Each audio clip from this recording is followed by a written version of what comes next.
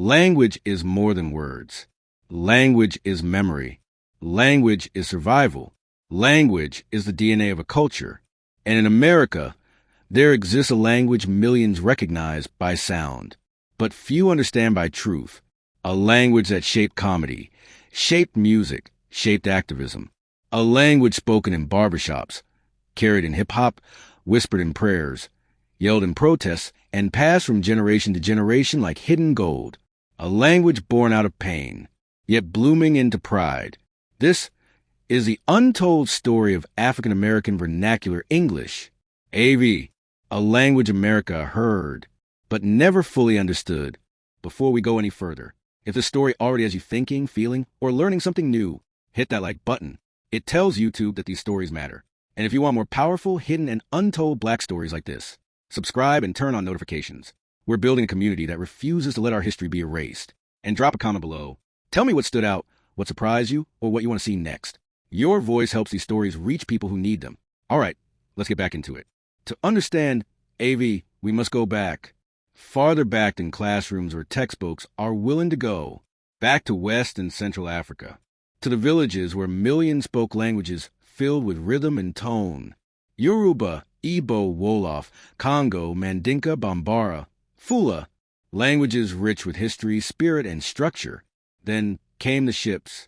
Voices were chained long before bodies were. Different African nations were thrown together. People who did not share a common tongue, but who shared a common trauma. On plantations, enslavers demanded English, but offered no true instruction. Orders were barked in fragments. English wasn't taught. It was imposed. The enslaved heard not the polished English of school books, but the broken, rural dialects of overseers. Southern English, Irish English, Scots-Irish cadences, pigeon-like commands. And something miraculous happened. Africa did not disappear. It reassembled itself inside English, through necessity, through survival, through human connection. A brand new language emerged. AAVE wasn't a mistake. AAVE wasn't broken. AAVE was innovation, a linguistic shield, a cultural rebirth, a language created by people the world wanted silenced, yet who refused to be voiceless. For centuries, outsiders mocked AAVE as incorrect English, but linguists know the truth. AAVE follows consistent, rule-based grammar, rules deeply rooted in African languages. Let's look at just a few. 1. The habitual be.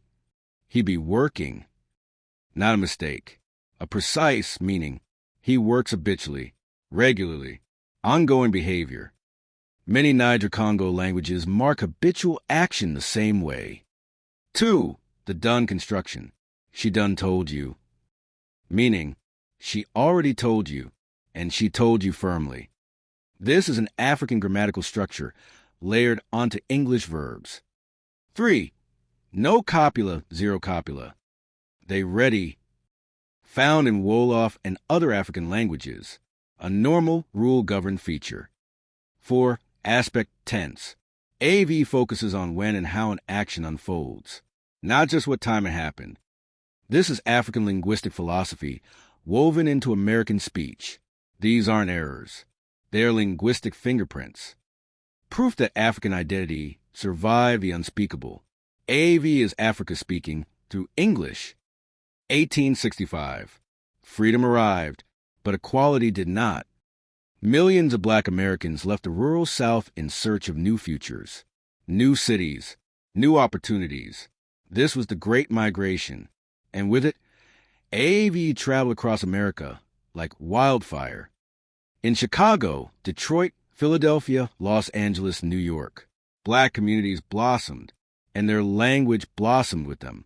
AAVE became the heartbeat of Black neighborhoods. It shaped church sermons, street corner storytelling, jazz, improvisation, blues, lyricism, comedy, civil rights speeches, literature of the Harlem Renaissance. When Zora Neale Hurston wrote dialogue in AAVE, critics mocked her. She wasn't mocking Black speech. She was honoring it. When Malcolm X spoke, the rhythm of his sentences carried AAVE's cadences. It made his message powerful, unforgettable, inevitable. AAVE was no longer simply survival. It was identity. It was culture. It was power. Then came the 1970s. South Bronx. Concrete playgrounds. Turntables. Breakbeats. Graffiti. Block parties. A movement was born. Hip-hop. And with it, AAVE exploded onto the global stage. Words once dismissed as ghetto slang became the vocabulary of the world. Yo, what's up? Dope. Homeboy. Lit. No cap. Bruh. On God. Low-key. Bling. Flex. They became mainstream. They became profitable. They became part of global youth identity. But here's the truth.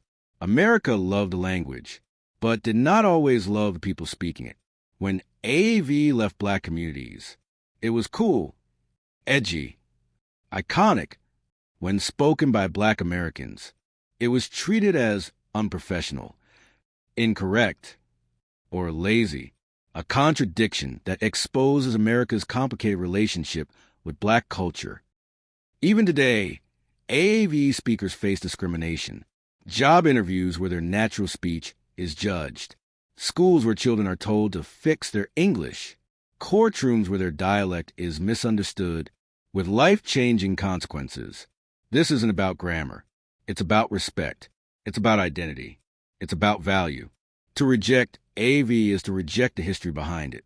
To dismiss AAVE is to dismiss the people who built it. To misunderstand AAVE is to misunderstand America itself. And yet, the language continues to thrive, to evolve, to inspire, because AAVE is not fragile. It is powerful, resilient, unbreakable. AAVE is the sound of a people who survived the impossible, a people who carried Africa through generations, even when the world tried to strip it away. AAVE influenced jazz, blues, gospel, poetry, comedy, civil rights speeches, hip-hop, R&B, internet culture, global slang, television, movies, everyday American vocabulary. AAVE isn't a dialect on the margins. AAVE sits at the center of American culture. It always has. AAVE is not broken English. It is unbroken history, a living testament to resilience, a story of survival braided into sound, a linguistic masterpiece built by people denied everything except their creativity. When we honor AAVE, we honor the ancestors who created it. We honor the culture that preserved it. We honor the generations that expanded it. AAVE is more than words. It is identity. It is community. It is legacy. And now, its story finally gets to be told. If the story moved you, taught you something, or opened your eyes, like the video, drop a comment, and share it with someone who needs to hear it. And don't forget to subscribe for more untold black stories that deserve the spotlight. Your support helps keep this history alive.